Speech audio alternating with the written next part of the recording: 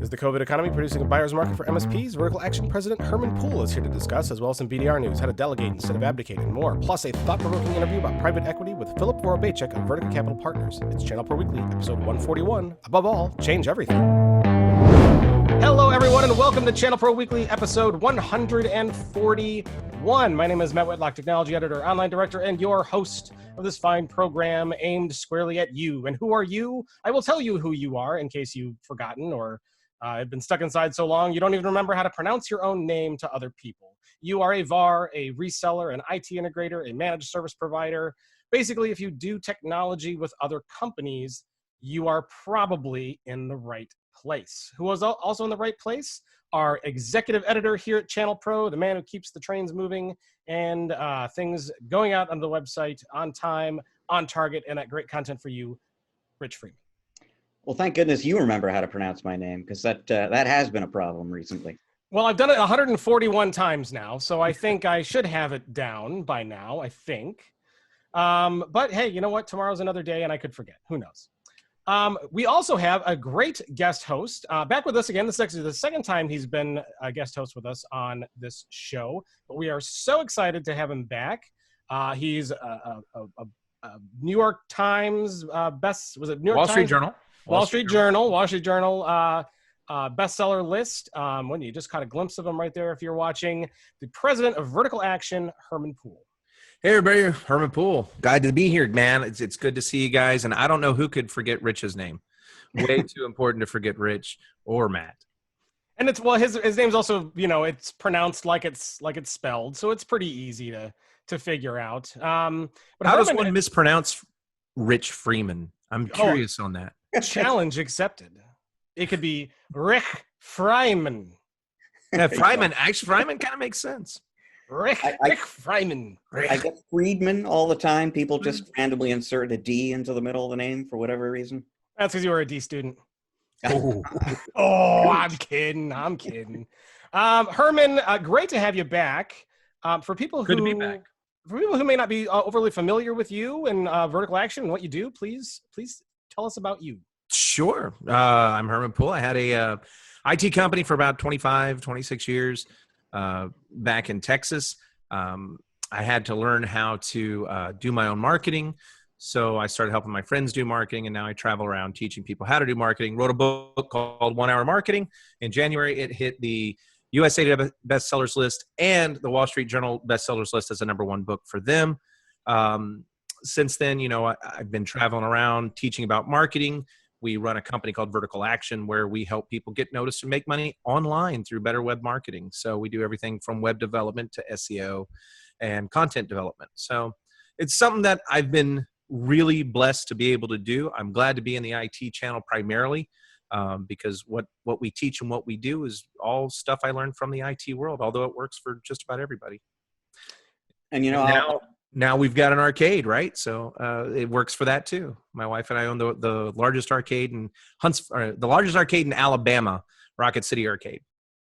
For folks who can track it down, there's some really, really awesome video of our colleague from ChannelPro, Joel Zadespinner, visiting that arcade, enjoying some of the games. It's like, I don't know, year before last or something like that. Yeah. A lot of fun. Well, he came out to our original location, and since then we've moved into a much larger location, and we have on site about 70 machines. We've developed our own VR games. We've done a lot of fun stuff with it. Joel got to see our version 1. Version 2 has been really good, and we're blessed to do it. And marketing is kind of universal, right? So everything that I've done and learned from marketing there, I've been able to take those lessons and apply it to my IT clients as well to help them get noticed and make money even more. And I'll just say really quickly, and I've said this before, I'm sure I said this last time we were on the podcast.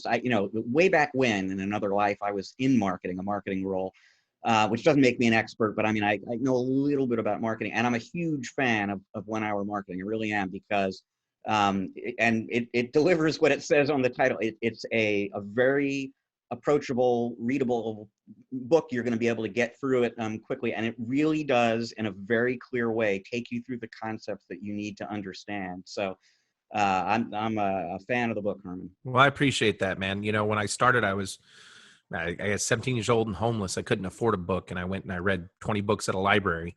And a goal of mine became, I want to be able to help people that can't necessarily afford to hire a marketing development officer, right? They need to become their own CMO. And where do they start, and how can they hit the ground running? And that's what the book is. It's not necessarily the biggest thing for Fortune 100s, although we do have some Fortune 100 clients at Vertical Action, including companies like Cinex. We've got, big companies use our ideas, small companies use our ideas, and marketing is kind of a universal idea. And if you simplify it, anybody can do it. And that's what I think is so great. I mean, so, maybe it isn't targeted at Fortune 100 companies, but it's covering the exact same techniques that those companies are using. You've just kind of distilled it down to something that's actually usable by a ChannelPro. And that's what makes it kind of cool from my end. Well, I appreciate that, brother. Thanks a lot. Absolutely. And I cannot wait to actually tour your arcade someday. As you know, I where I live, Herman, there's a very, very large arcade, retro kind of arcade called the Galloping Ghost, which is yes, we know Doc well. So yeah, I'm sure that you know that one, because it's one. I think it's either the largest in the country, or it's always like in contention to be the largest in the country. I think there's another one they compete with quite a bit, but it's really cool. And I'm a big gamer and love games. So if you're in the Alabama area, go and check out their arcade. What's the name of it? It's Rocket City Arcade. You can check it out at rocketcityarcade.com. But we also, just so you know, and I'm not sure Galloping Ghost is aware of this, we've got about 420 arcades in our warehouse. So when we find a building large enough, we're gonna be playing in the largest arcade in the world, Ideas too, at some point. Oh, awesome! Well, I cannot wait to get down there. It's kind of like Tiger King with arcades. Yeah. Well, I have heard more Tiger King references in the last week than I ever thought I would have in my entire life. That's true, man. That's true. That is everywhere.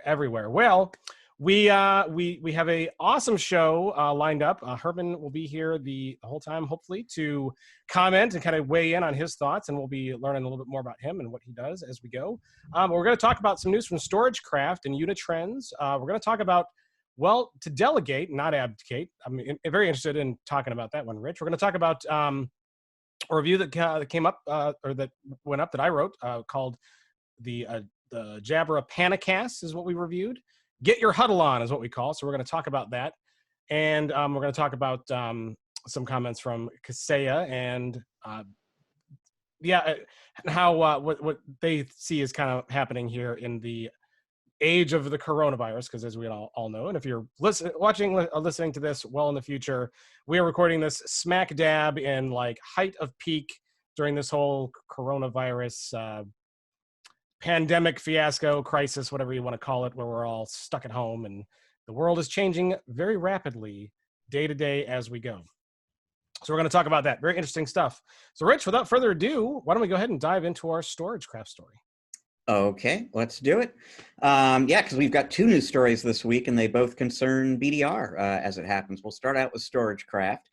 And they have officially launched now into production, general availability, whatever you want to call it, their new OneSafe Solo 300 product. And this is, it's designed to be sort of an entry-level, affordable kind of BDR appliance for customers at the smaller end of the SMB spectrum. Very easy to install. In fact, they've kind of created an install process that is pretty much self-serve. You should be able to ship this product directly to your end user. All they've got to do is hook it up to the network. They answer 2 or 3 very, very simple questions, and then the device kind of goes out over the internet and connects to the MSP software. The MSP can remotely complete the rest of the installation process. So it's designed to be very easy to install, very affordably priced. We'll get into the pricing in a moment. It's very compact, so it's a fit for, again, small businesses, but also remote and branch offices. It's about 4.5 inches by just under 2 inches. By default, it replicates data into the StorageCraft cloud. But you can also plug in a USB storage device. You can connect it over the network to a NAS device.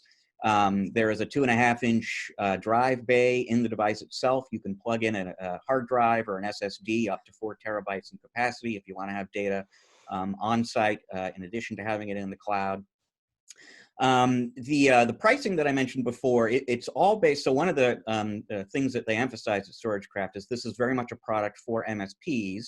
So there's no upfront cost attached to it. There's no capital expense that you have to make to buy this thing.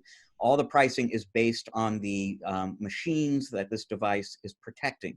And so the first customer endpoint that you protect with this device is going to cost $99 a month. Each subsequent one is going to cost $79 a month. Each one of those machines comes with up to 1 terabyte of capacity in the StorageCraft cloud. You can buy more capacity if you need it. And I guess the only other thing to point out here that's kind of significant is that from a StorageCraft perspective, this sort of fills a gap in their offerings. So Datto, for example, a StorageCraft competitor, has for a long time had an entry-level product sort of in the same category called the Alto that's been very popular. And there really wasn't a StorageCraft answer to the Alto, essentially, until now. And so this, from a StorageCraft perspective, they feel like this now enables them to truly cover the SMB spectrum. They have something for the S and SMB as well. And it gives MSPs, something to look at and evaluate when they're looking at the Alto also. So the you said it's $99 a month, and this device is not what's storing. You're not storing your backups on this device, correct? You're storing it into the cloud. Well, that's the sort of core model. That's the default model, and it's assumed that's what most people will do. You can, if you want, store up to 4 terabytes of data on the device itself using a hard drive or an SSD that you plug into the bay there, or you can store data locally on a NAS device, etc. Okay, very cool. And this makes it easy to recover from and reinstall images and all that kind of thing. Yeah, no, I mean, it's from that standpoint, it's a kind of standard business continuity disaster recovery appliance. You can boot up a complete, virtual environment in the StorageCraft cloud within, they say, milliseconds. So, I mean, it's the sort of, standard BCDR deal, but at a price point that makes that, more approachable for a smaller business. Yeah, that's an insane price point. I think that's gonna really make competitors look at what they're doing, and perhaps make some changes. I think it remains to be seen how well it works. As true with anything that we launch, but StorageCraft, leaders in this stuff. So I think it sounds really impressive. I know, as a small business owner outside of IT, that is something that we've struggled with internally is like, I'm an MS. I know how to be an MSP, and I know how to do BDR, and I know how to, I could build my own device, but it just really wasn't worth the time for us for our small, SMB network at the arcade. And this is really appealing to me. If an MSP came to me as a Main Street business and said, hey, we've got this device, it's going to cost you $200 a month, I'd jump on it. Yeah. Now, Rich, you said you mentioned the Alto, so I know that that's a kind of a competing product to this. And are there others? And how do you feel that this offering stacks up to those other ones based on what you've seen so far? You know what? That's a really great question. So there are others, and it actually occurred to me this morning. It might be an interesting review for the magazine to do a sort of Alto versus OneSafe solo kind of thing, because I haven't really matched up the specs, so it's a little hard for me to say how they compare. Okay, well, cool. Well, we'll put a link to this this news article on the show notes page for episode 141. So if you're listening along, you can go to the ChannelProNetwork.com website, find links to all of these news stories and other stories that we're going to talk about, so that way you can follow along, because there's always more detail in here than what we're going to cover kind of at a high level on the show. If you're watching on YouTube, same goes for you. You can open up the description area, and you'll find links again to all of these stories, so you can follow along as we go. Unitrends is in the news this week, Rich. They're shipping another some kind of automated backup solution. So what's going on with them? Yeah, yeah. In fact, Unitrends isn't just in the news this week. They're in the news today. This news just officially broke this morning. They've got a new product out, a new management tool for their BDR platform that they are calling Helix. And essentially, this is an artificial intelligence powered sort of automation engine for BDR maintenance. The idea basically is you install this thing, there's actually an agent that goes out onto the devices that are being protected. That agent is continually monitoring the device, looking for issues that could potentially cause a BDR failure later on, and it will alert you if it finds something of that nature you need to know about. It will also alert you if there is a backup failure of some kind or another. And then if there is a failure, it will detect that and it will attempt to remediate it. There's functionality built in there that allows it to respond using the sort of same playbook that the Unitrends support staff would use if they were kind of manually fixing the problem. That's been automated and built into the Helix solution, and it'll go out and try to fix the problem for you. And it's targeted. The product is targeted both or at both of the markets that Unitrends serves. So Unitrends serves MSPs. They also serve IT departments and mid-sized companies and other companies. From an MSP standpoint, the obvious appeal of this is, the more you have software taking care of these kinds of issues for you, and especially if that software is detecting problems before they happen, that's saving you time, and that's going straight to your bottom line and increasing your profitability.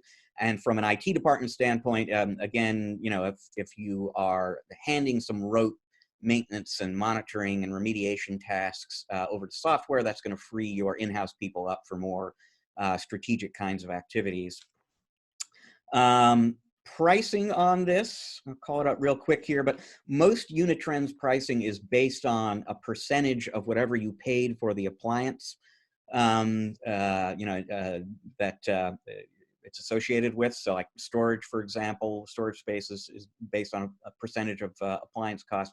In this case, I believe it's 10% of your appliance cost. Whatever you paid is what you're going to be paying on a monthly basis. If you, and I don't know if this is a temporary offer or just how they're going to price it permanently, but if you buy a multi-year contract, a 3, 4, or 5-year contract, you get the first year free. So, it's just another, I think in the years ahead, we're going to be seeing a lot more stories of this kind, basically, where artificial intelligence is playing a more and more direct role in automating tasks that an MSP would otherwise perform manually to increase their productivity and kind of extend their reach. Yeah, and so what size business would be the right kind of business for this tool? So, they said basically any size business, there's a surprise, but obviously the more servers you're backing up, the more sort of efficiencies you're collecting by handing some of that management over to software. But a smaller organization, or I'd say like a mid-sized organization with one IT person, might not have a ton of servers, but might actually benefit quite a bit from this, because that one person, which is, you at ChannelPro, Matt, like that one person is trying to do a lot of different things. Anything they can get off their plate actually could be really helpful. Yeah, interesting. Now, Herman, what would you say to what Rich was talking about, how we're seeing a lot more AI in tools like this?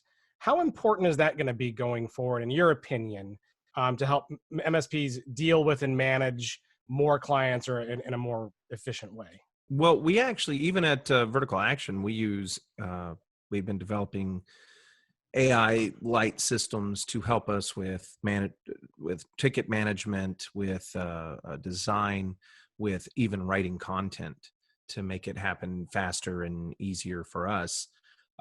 So, it makes sense that it would be in the IT space. Something like, simple automation of checking if images are valid, right, is a huge help for any administrator. that's trying to make sure that their network is protected, right? Because a lot of times we don't look at the backups, right? As IT professionals, we say, okay, the backup's doing its job, it's okay. If I had, any kind of tool, AI, simple automation, whatever, that allows me to take advantage of automated testing and not have to have that in the back of my head. Like that was one of the things that would honestly, people say, oh, there's these things that keep me up at night. No, that would literally keep me up at night. If there was a bad lightning storm, I would think, oh my God, are my backups okay? Did everything go the way it should? Will I be able to recompile the image? Will I be able to take the in-file deltas and make the newest version of the image from the last one that I checked? And, anything that helps me sleep at night is a good thing. Even if I'm a small guy, even if I've got 10 clients, right? To me, that would make sense. If and of course, if you have thousands of clients with tens of thousands of servers, well, gee, it only makes sense. Try to let the computers maintain themselves as best they can. Now, that doesn't eliminate human work. And I think that's, one of the things that we fall into is we start trusting AI, we start trusting scripts, we start trusting all the things, and then, we run into the same problems. But I think AI allows us to do a lot more than just simple automation, and that might help us, sleep a lot better. So it might be worth that 10%. Yeah, it might be. And I definitely think we're going to see more tools like this to try to make processes more efficient and do more of the work that, we don't necessarily want to or can't do. Like, as you said, if you're backing up 10,000 servers, I mean, you have, if you're going to just back them up, you kind of have to assume the backups are good because you can't manually verify 10,000 images. Well, even if you're just a 20-man shop, that's not just, that's a pretty big MSP, 20-man. Right. But even if you're at a 20-man shop and you've only got a couple of hundred servers, that's still like checking all of those backups. That's very tedious. And anything that can help you identify problems before they're problems, even if it gives you some false positives, I mean, it's a time saver. Oh, for sure. Now, Rich, we've been talking a lot about the security side of backup lately, and I didn't see anything mentioned in here about, are there parts of these tools that help you keep backups more secure from things like ransomware attacks? Or is that always kind of a different tool? I mean, so the platform, I'm sure StorageCraft and Unitrends both have a security story to tell in terms of how they protect data, particularly in the cloud, but there's no security specific feature that I can think of built into either of these products. Okay. Well, that sounds good. Any other comments about the two news stories? Pretty straightforward. We'll put links to each story up on the webpage for you, so you can go and find it and read along and get a little bit more details. But any other comments, guys? I think that's good. All right. Well, that's kind of the news. So kind of a slower news week this week, obviously, as we're dealing with the whole coronavirus things. A lot of the news attention is focused towards that. You want me to improv one for you? It's not even on the list, but it just reminds me that it's something that we talked about on last week's show that you had a question about that I now have an answer. Yes, I always enjoy it when you improv, especially when you attempt to do funny voices. Yeah. Could you do this one in a funny voice is the real question. We'll just get that helium over there and then we'll get started. So last week on the show, we were talking about this relief measure that HP Inc. had put into effect, that, this program of sort of financial aid, if you will, for partners who are stretched from a cash flow standpoint. And one of the things that we talked about was this leaseback program that they were offering, in which essentially you are selling hardware you already own back to the manufacturer, and you and Ed Correa, who was our guest host at the time, were like, wait a minute, what's that? How does that work? And I didn't know. I didn't really have the details at that time. So yesterday, HPE, Hewlett Packard Enterprise, announced a $2 billion with a B dollar series of financing offers to help their partners kind of get through this cash crunch that so many people are dealing with. And the HPE Financial Services Organization is actually the same one that HP Inc. uses. And this has been true since the split. And so HPE has a leaseback component in what they announced yesterday. And so now I finally at least understand a little bit about how that works. And the idea basically is you've got a server that you bought from HPE, and it's sitting there on your balance sheet doing nothing for your cash position at a time when cash is really important to you. And what they've done is kind of come up, I don't know that they invented this model, but they are offering this sort of creative loan option where essentially you sell that device that you own to HPE or HP. They give you a nice big check for it. So now you've got some cash you can use to make payroll, and then they immediately lease it back to you. So say they give you $1,000 for that hardware or whatever. Every month now you're making a whatever $50 payment back to them. You're paying them back for that loan, and I assume there's interest involved in that as well. But from a short-term perspective, if cash is really what everybody needs right now, that's kind of a creative way for them to get some cash into the hands of channel partners. And it should be so. And obviously, if you default on those payments, or if you go under during this crisis, I assume that you are basically putting your hardware up as collateral because HPE then owns it again, right? Right. Yeah. Absolutely. Okay. So it's just a way. It's they're like the that those money shops that you can go into. You can get a loan and then pay it back, right? And yeah. You put your car up for collateral or whatever. Is the representative there at HP, is his name like Big Sal or Little Tony or something like that? I don't think so. But, well, I'll tell you, leasebacks have always been an option in the world. It's great that HP is offering that. Leasebacks are actually something that we've used in the past. When I ran an internet service provider back in the 90s, we bought a bunch of communication equipment. We paid cash for that communication equipment. We came up on a hard time. We needed to get cash fast. We went into a lease buyback program. Now, we were very fortunate. The place that we got our lease buyback from was a very, very fair rate and took care of us. And at the end of the term, of course, back then the tax laws were a little different. A lease, it had to go back to them, or it wasn't a lease anymore, and you had to pay taxes on it, all that good stuff. That's changed a lot now. Definitely get with your CPAs and find out if there's a benefit to that for you, because I think it's a good opportunity for some people to stretch the gap, right? So we just we've all we've all as technology companies got a little bit of a little bit more runway than other companies. Like Main Street retailers hurt, restaurants dead, entertainment companies like my wife's arcade dead. No real alternatives for these guys. At my arcade, we are considering lease back for some of our arcade machines, because we pay cash for arcade machines, to stretch some of this rent out for us. But yeah, it's a good opportunity, and you should definitely check with your CPAs and your accountants and see what they feel about it. And it might be a good solution for a lot of people. Very well said. I think for a lot of companies, especially in the technology industry, right now it is about just surviving as long as you can, right? And it's all about cash to keep you afloat until this passes. So if this is a good way to do it, that isn't going to be too. Now the term's reasonable, Rich. I mean, did you get to look at any specifics? Obviously, you're going to sell it and then lease it back. There's going to be costs to doing that. Are they gouging you, or are they being pretty reasonable? I have not seen the terms, so I couldn't tell you, whether a typical listener would consider them reasonable or not. So Herman, in the past, have you found programs like this to be reasonable and worth it in most cases, or no?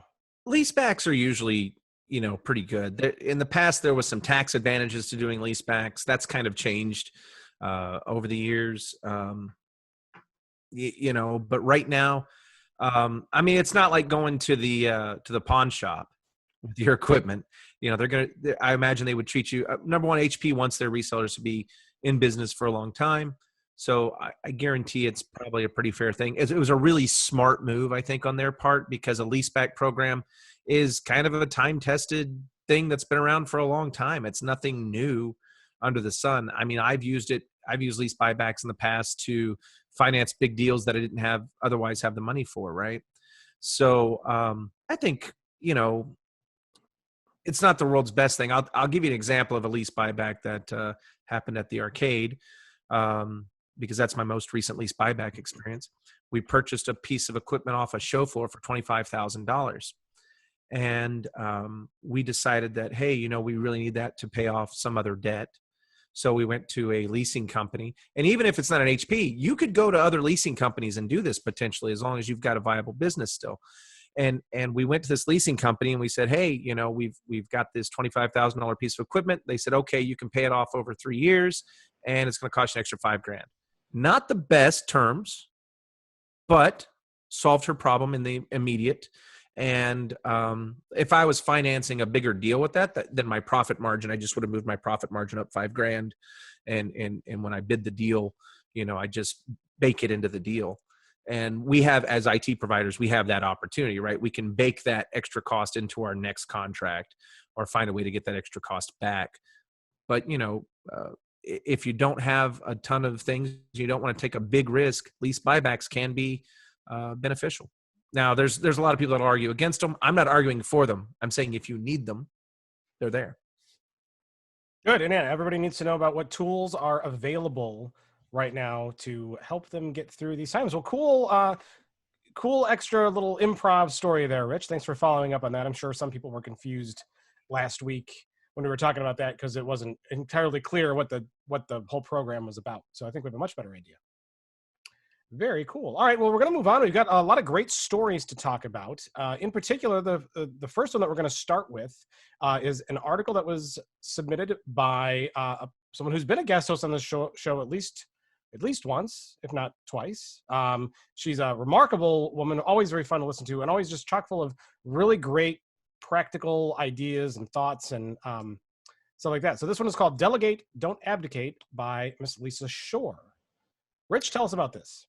Yeah, well, one of the many wonderful things about Lisa is that she also writes really well too, and so we've published a lot of her stuff on the ChannelProNetwork.com website. This is her latest contribution to us, and it was inspired by a real life story. So, you know, she's an MSP. They had one of their technicians tell them not too long ago, "Hey, it's been great working here. I've got another opportunity," or whatever it was. Somebody left the company. And, you know, they did all the usual things that you do in that process and changed passwords and made sure the documentation was all up to date and so on. This person took off, and then they, Lisa and her husband, who run the company, went to this client site that this technician had been supporting and discovered to their horror that there were just all sorts of problems, all sorts of stuff that, you know, hadn't been done or had been done poorly. And they just had been totally unaware of any of it. And the lesson learned essentially is that delegating in a tech business is a very important thing to do. You shouldn't attempt to do everything yourself, but there's a difference between delegating and abdicating, as she put it. And so, you know, you do need to have processes in place to make sure that there's some oversight of the work that your technicians are doing to prevent this kind of thing from happening. And so she went through, and we'll link to her article from the show sheet. You'll be able to see all the details, but she provides 10 actually very specific pieces of advice in terms of things that they have done, which range from, you know, spot checking your accounts. As she says, people respect what you inspect. Dropping by the customer site now and again just to see what it looks like isn't a bad idea. Doing client satisfaction surveys, you know, through a tool like Smileback or something like that to kind of see, does the customer feel like this tech is doing everything that you think they should be doing? They really believe strongly at Lisa's company in having a dispatcher or a service coordinator, somebody who is aware, collecting all the tickets and distributing all the tickets, and is therefore aware of everything that is happening at all the different customer sites, and in a position to make sure that all this stuff is being resolved. If the support calls are going straight from a client to a tech, and then the tech does what they're going to do and logs it and so on, there's too much room in there basically for stuff to get missed and nobody knows about it. So, you know, and the first item on our list basically is that you've got to shift your mindset. I think it's important to have a very pro-employee kind of mindset running any kind of company in which you believe in your employees, you support your employees, you empower your employees. But you also have to understand that the importance of customers to your business as well. And so that means keeping an eye, not micromanaging, but keeping an eye on your employees as well, and just making sure that everybody is doing the job they need to be doing. Herman, as a business owner, I would assume that you have a lot you could share about how you delegate processes and how you ensure your employees are doing what you believe that they're doing. And I bet a lot of ideas and strategies above and beyond even what's here. What do you think? Well, it's a good thing I actually do, because boy, that was a setup if I didn't. I knew you did, so Yeah, it's all good. I mean, she kind of hits on the majors. So one thing I want to say about Lisa, I know Lisa personally, and she's super sharp. Both the Shores are very, very sharp, and they're very on top of their game. And she's absolutely right. You have to you have to understand that when you assign things to people, it doesn't stop you from being responsible for the end product. And I think we get to a point where I think as an entrepreneurs in general, we don't want to delegate, period. You don't want to see people make mistakes and hurt your brand. So you don't delegate. And then we're taught to delegate. And we go, oh, okay, I can let go. And then sometimes we go too far and we let go. And we basically, one of the most dangerous things I've seen people do is allow the relationship to be with the technician and the client rather than with the brand and the client. And sometimes you lose people that way, not because you did anything wrong, but because it looks like your technician cared more than you, and all the technician was doing the things you've taught them to do, right? And that you've put in the processes. So, and when that technician goes, you lose a little bit of loyalty. So one of the things you can do absolutely is use these review platforms and get a review on trouble tickets. You know, when a trouble ticket is filled out, you need to go ahead and have somebody contact and say, hey, you know, whether it's by email, automation, phone, whatever, hey, we want to make sure you're happy with what happened today. Is there anything we can do to improve it? You know, whatever. And just let the customer tell you what's going on. And it's good for the business owner to sometimes get involved in it. Now we have at Vertical Action, we have somebody that's on our staff, and all they do every single day, their only job, literally their only job, is to call the list of all of our customers and ask, how's it going? Is there anything we can do to help you? How's life? And then, you know, kind of be, at that point, they can't answer all the questions in the world. They don't have the power to, but they can schedule appointments with the people who can. So if it needs to be me, it's scheduled with me. If it needs to be Brian, Frank, Taylor, whoever else, it's passed on to them, right? Or the web dev team or whoever. This allows us to be proactive in our relationship with our clients. And it's very important that we don't give that up when we start giving up the day-to-day work. You know, you could enhance that by also having your caller give out coupon codes to local Subway restaurants. So that way your customers can get a deal on lunch. You're absolutely right. Actually, one of the things that I say on stage,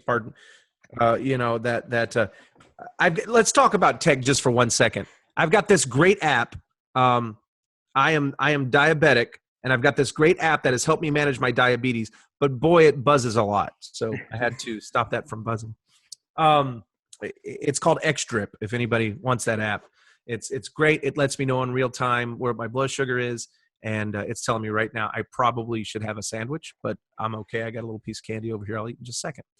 But, the bottom line is, yeah, you have to keep in contact. You can always send out gift cards. I say on stage all the time, during your quarterly meetings, take lunch. Take lunch to them on your quarterly meetings. It builds such a good rapport with them. And when there is a problem, they're very loyal to go, hey, there's a problem. I've had people pick up the phone and call me and say, hey, Bill's IT company from down the street came by and said hi. And they wanted me to switch to their brand. I said, no way. Herman comes to our company cookouts. We can't let go of him. And it's because we developed that relationship where we're not just hands off, right? So at the IT company, we were very big on going out and having lunch with people, with the group, and letting all the employees kind of hammer on us a little bit and tell us what's wrong. and the owner appreciated it. The employees appreciated it. They knew there was an open door there to always communicate with us. And I think what happens when we delegate, sometimes we go a little overboard. It's the hardest thing in the world. I got to say, talking to all my clients, it's the hardest thing in the world to tell them, hey, let go of that. But then when they go a little too far, it's equally hard to go, hey, you went a little too far. So Lisa's, as usual, on point. Yeah, I like there's one in here that says take before and after photos. And, you think about that a lot with other aspects of your life. If you're going to go on a diet, you want to see what you look like before and after. Thinking about it, bring that into IT is kind of an interesting concept. What would you do with those if you take them? Oh, before and afters? That's fantastic.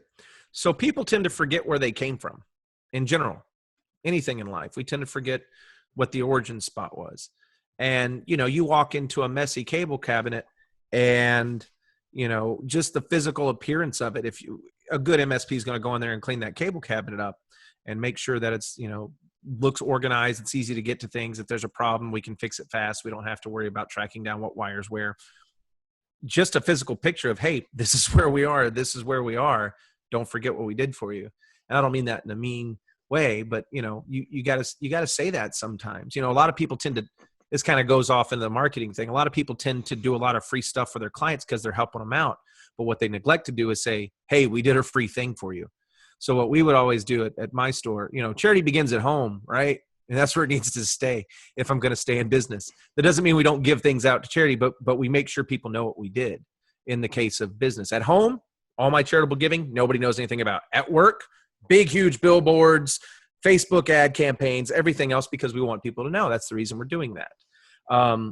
So in this case, if you have a client that you drove out to in the middle of the night and you didn't charge them extra for being there in the middle of the night, send them an invoice that's $0 for what your normal rate would be so they can appreciate that. And I'm not saying do it mean or do it, just say, hey, I just wanted you to know we have to create an invoice for this. It's part of our processes, but I went ahead and zeroed that out for you because we want to take care of you, and I don't want you to have to worry about that kind of thing.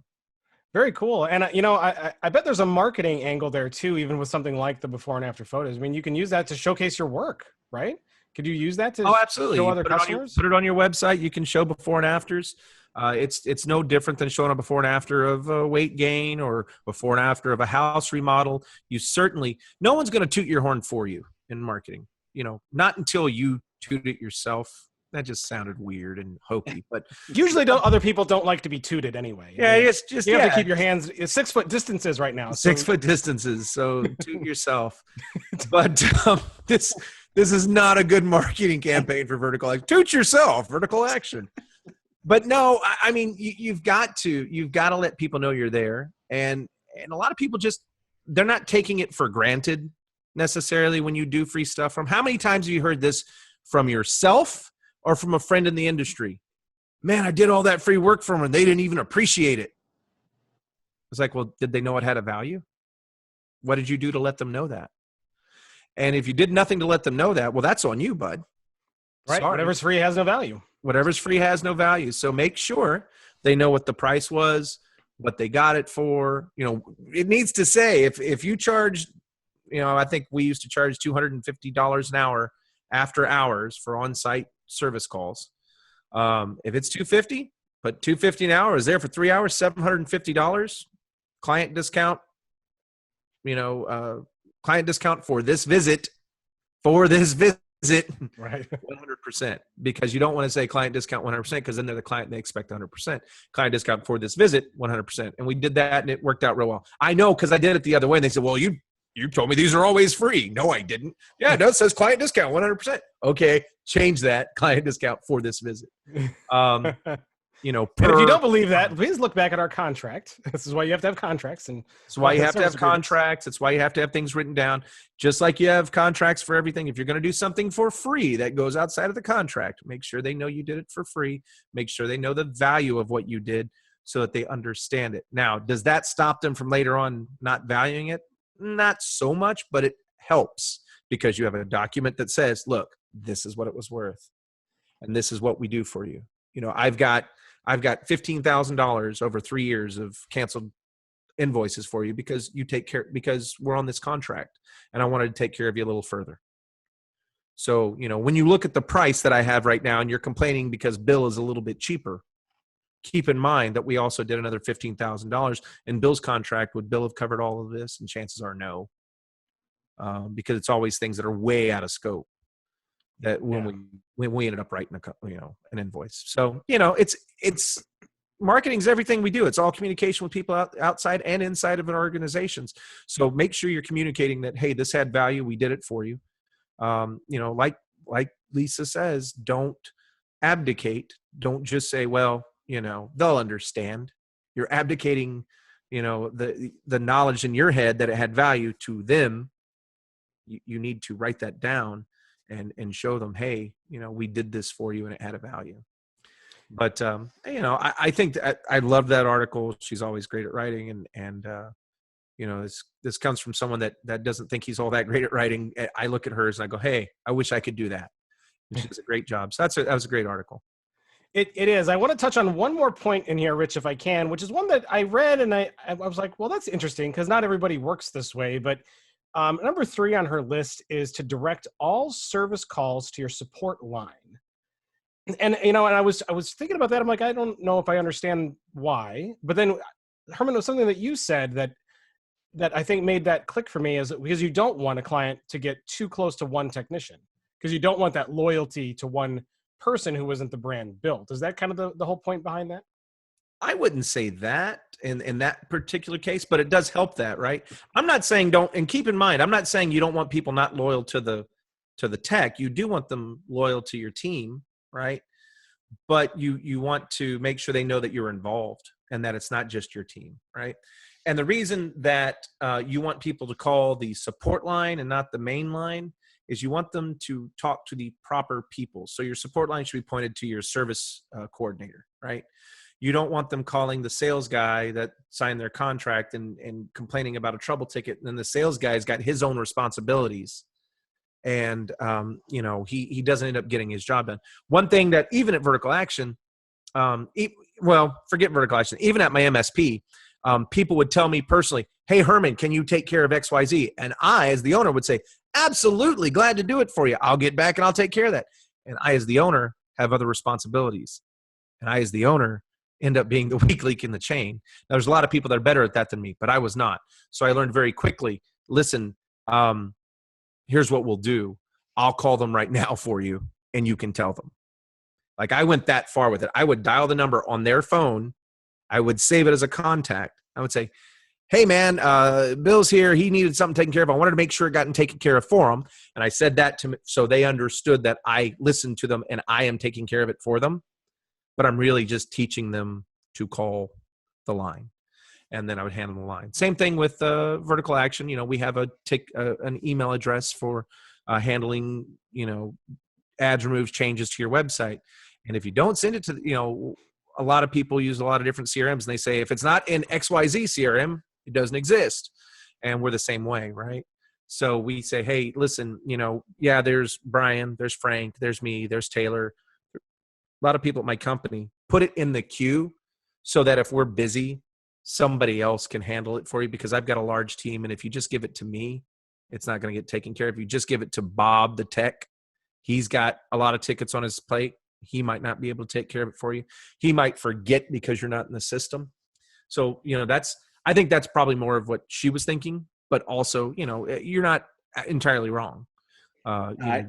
You definitely. I think that's exactly what she is. Just the visibility that you get is what's important there, and because she found out that stuff that should have been happening wasn't happening at this particular customer site. Well, if those needs had come in through the support line, then it would have been in the system, and it would have at least been possible for somebody to check, did this happen or not. So yeah, I think the visibility factor there, just, we trust Bob. Bob is great, but sometimes Bob misses things, and it's important that we have a way to know that. Yeah, we invest a lot in our CRM systems and our ticket tracking systems, and tracking. I like that word. I'm gonna start using tracking. It's just what I'm going with. Tracking. I like makeup words. I've been reading a lot of nursery rhymes to my grandkids because they're over a lot right now. So, they're always over a lot. They're here from 7:30 a.m. to 6:30 p.m. Monday through Friday every day for 4 years now. But and as it should be, I enjoy them. But yeah, I've been reading a lot of hippity hoppity bippity boppity, and so I guess that's where it became tickety trackety. But so yeah, we've invested a lot. And the reason we do it is because automation helps us remember that nobody took care of Elaine. Bob never takes care of Elaine. Bob's the worst. Bob he's always messing up. Bob works somewhere else typically with me. I say it's Bill or Bob works at the other place. That Bob.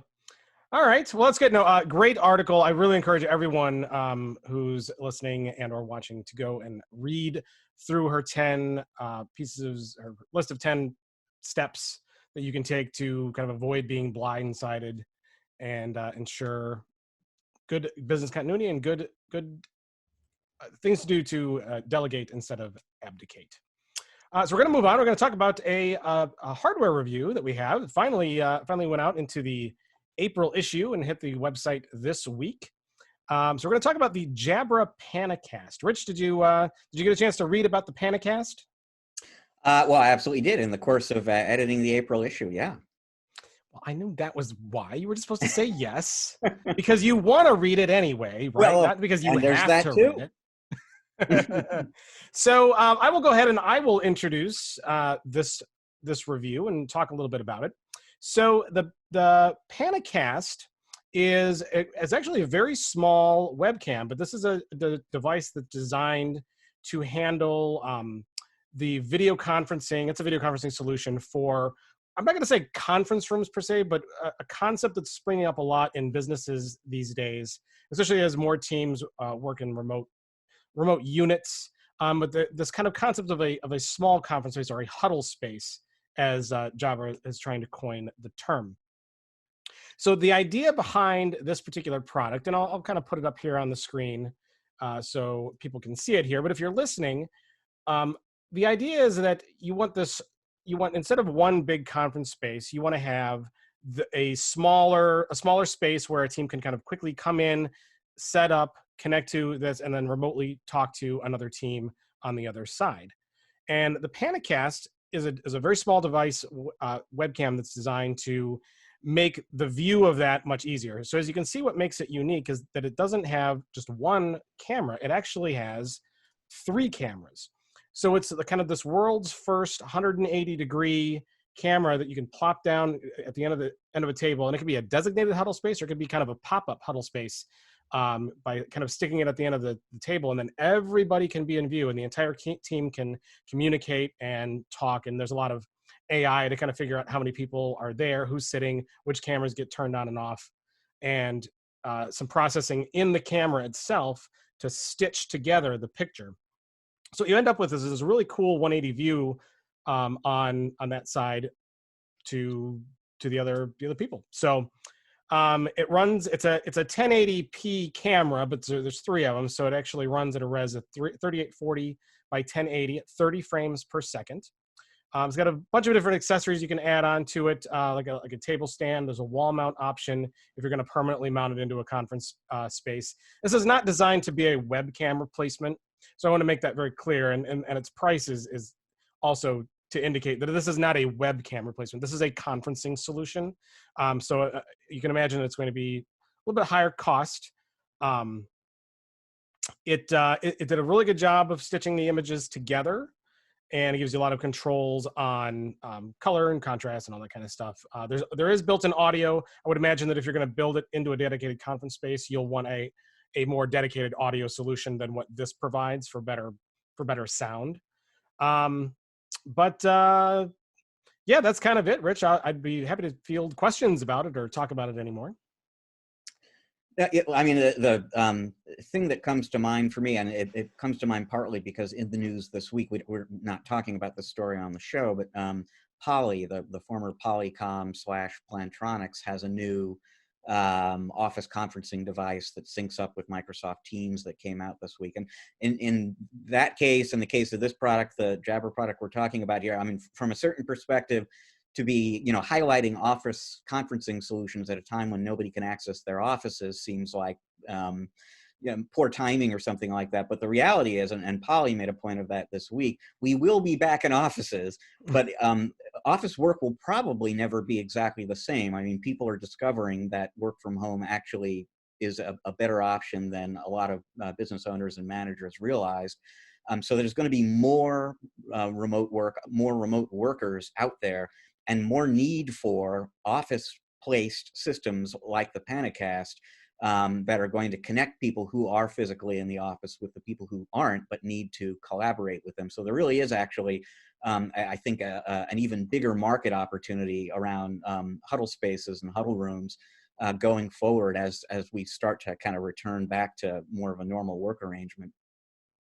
Yeah, the nice part about the huddle space too, and this particular device, is that it really allows you to make that space a lot smaller. So if you think about a traditional huddle space or a traditional conference room where there's a table, and if you're trying to position a camera to get everybody into view, you need to back that camera up a good 6 feet. And then the view that the viewer gets is also kind of interesting, because you get the people who are a little bit more further back on the table, they're going to look really small, and the people who are a little closer to the camera are going to be really big. And it's not an ideal visual for inter-team communication, or for one person to kind of talk to everybody who's sitting at the table. This really shores that up. So because it's a full 180 view, you can chop that whole 6 feet right off the front of that table, set it right there in front of people, and you're still capturing a nice wide view. So it's pretty cost effective from a real estate perspective too. So does it stitch it together in such a way that it just looks like our images stretched across three lengths? Yeah, it didn't have a good. It didn't feel like it was bowed or anything like that. It was stitched together in a pretty good way. The stitching wasn't 100% perfect, as you can imagine. Sure. But it was really good. So only if kind of like those surround camera systems on the new cars. Yeah, and it does. Yeah, but it doesn't. Yeah, it doesn't feel bowed or angled or anything like that. They've got a couple of stitching options. And unless somebody was like kind of straddling the line between cameras and a kind of in that right spot, then the stitching usually always worked really well. I was also kind of bummed, Rich, to see that my conference of Star Wars characters did not get posted into my review. Do you know why this is? I was going to ask for pictures. I'm not sure I saw that, so I can't actually answer what happened there. So you have to imagine testing a device like this is, a little bit difficult for a single person, because this is designed to be sitting at the table with a lot of other people, and I cannot multiply myself. And we're all remote here at ChannelPro, so there's like no one here to test it with. So I went through the painstaking effort of gathering every Star Wars plushie in the house and setting up a virtual conference of Star Wars plushies to have on the camera. And I sent the picture in, and it didn't get posted. So I'm going to add it. I don't care what anybody says. Well, online, there's always room online. I'm going to add it online. And there's a couple other pictures that I took that I'm going to also add to this. Because you really do need to see it in action to see how it works. Yeah, I was wondering about that. It's very interesting to me. A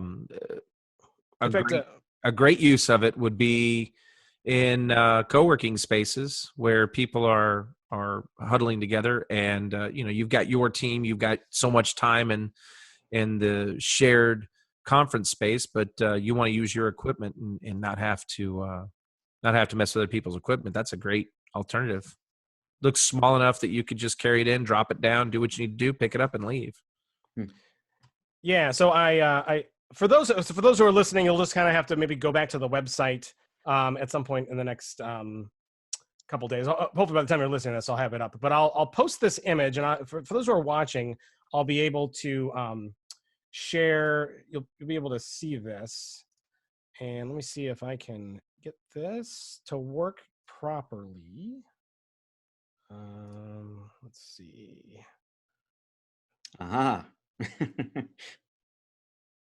Get this down a little bit. Okay, so you guys see that picture? Yeah, absolutely.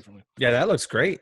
It does. Yeah, isn't that pretty cool? So up here in the corner, I actually show the setup. I set it on top of a laptop, and if you can see, Chewbacca is like basically almost 90-degree angle to the camera.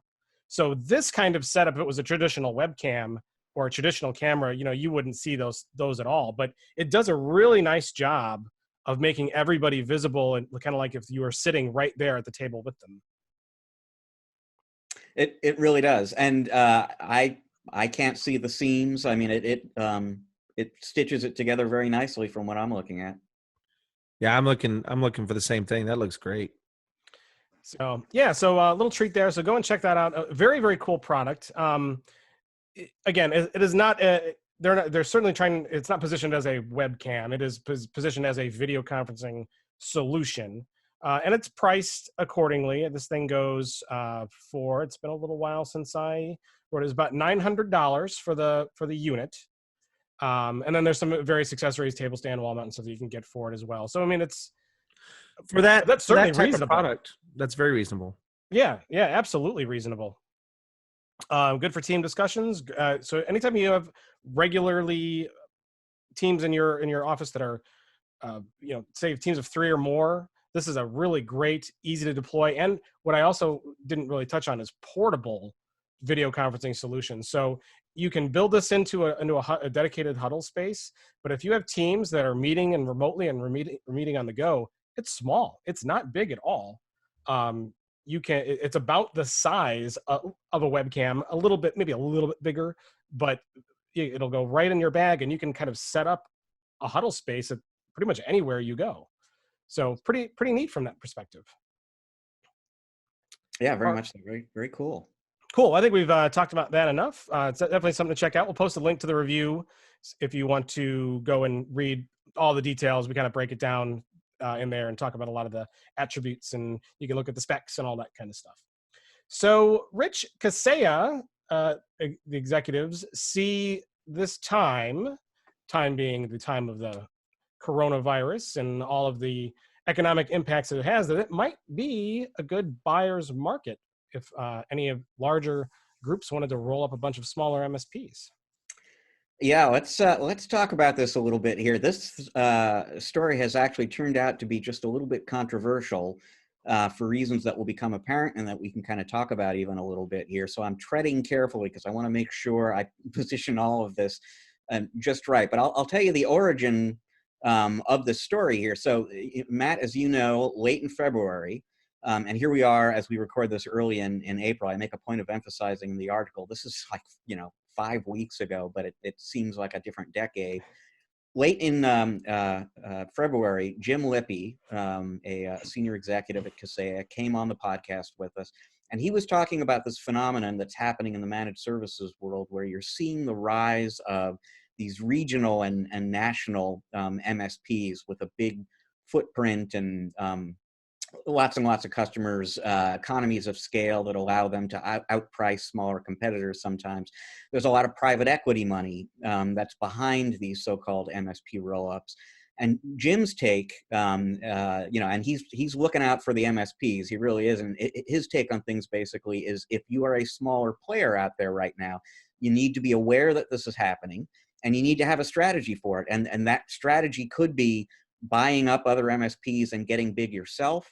That strategy could be selling out and just not dealing with the problem. It could be cultivating a vertical niche so that it's hard for these big players to compete with you. You'll have expertise in a very specific area that is needed that they can't necessarily match. But you need to have a strategy, whatever that strategy is. And he said, again, late in February, you've got like 3 to 5 years to figure it out, folks. Well, week before last, I guess it was, I got an email from him basically saying, hey, we need to talk because the time frame has changed. Jim knows lots and lots of MSPs. He's like a main sort of conduit between Kaseya and MSPs, but he also has relationships with private equity firms, including private equity firms that do MSP roll-ups.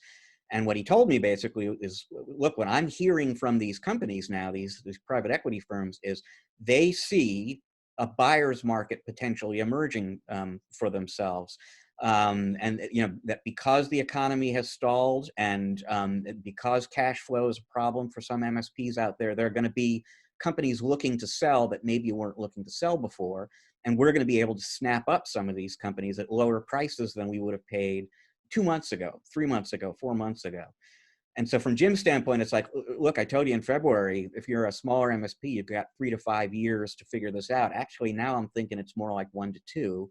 And I'm just letting you know this, Rich, because I'm hoping you can kind of pass this on to your readers that they need to be aware of this. And so I wrote an article about this and about some of Jim's thinking about, how you deal with this. Do you sell now? Do you not sell now? It's gotten some attention out there because quite understandably, there are a lot of people who really don't love the look of these private equity firms at a time of enormous hardship for businesses and families and people kind of circling around and looking for opportunities to kind of take advantage of people potentially, at least a little bit when they're vulnerable. But I want to emphasize, from a shoot the messenger kind of standpoint, first of all, please don't shoot me for writing the article. I would appreciate that. And please don't shoot Jim either. I thank him actually for reaching out, being proactive and contacting me and saying, look, circumstances have changed just within these last few weeks, and you need to let your readers know about that.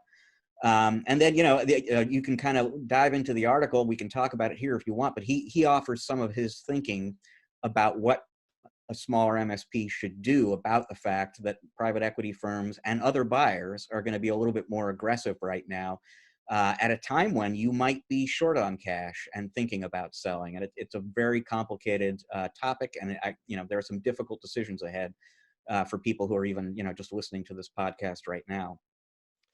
So it doesn't seem to me a stretch that a time like now, when businesses will be in a weaker position, would be cheaper if you were going to try to acquire one. That seems like how it should be to me. Herman, why do you think that there's a little controversy here with this? So I think what happened, right? So when you hear the whole story as Rich tells it, this is really an article that was made in February. And what was happening then is not happening now. And what was happening now was not happening then. I think that some people read it a little hurt because they're hurt right now. We're all hurt, and we're all reacting a little differently than we would to news than any other day of the week. It's absolutely true. Right now is a good time to buy, but it's also a good time for small MSPs to start thinking about partnering together and becoming larger MSPs and making themselves a more attractive suitor to private equity or anybody that might buy out, or actually just combining together to engage in economy of scale buying, get more licenses for your different applications that you use across your business, consolidate your workforce. There's a lot of increase the amount of people you can service, make your make your service area larger. There's a lot of opportunity here. And I think where it became a little controversial, from what I'm understanding from my clients, is the timing. It came down to the timing. It came down to how it was said. It's a sensitive time, and I'm not saying anybody's wrong in their feeling in it. But I do think it's something important that you can look at. So you can actually take this article, you can read it, and you can apply a lot of different logic to it. And to me, and it may sound callous to some, and I don't mean it to sound callous. This is a great opportunity we have right now in this time, in COVID in general. You have an opportunity to change the way you run your business, to find new economies of scale. You have a way to figure out, like a lot of people had offices and now they're realizing maybe they don't need offices, or offices as large as they are, right? Maybe they found something new in remote work. They found a secure way to do remote work. And now they realize, hey, I can give my employees a 4-day week instead of a 5-day week. And that 5th day could be at home, and they can do just as much work at home as they can here. And, I think there's a lot of opportunity to learn and grow here.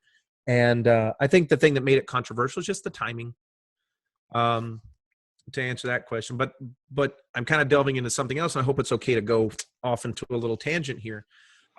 Rich, we've never gone on a tangent here on ChannelPro. This never goes. The first show never did. The first show I did with you guys didn't, and this one certainly won't.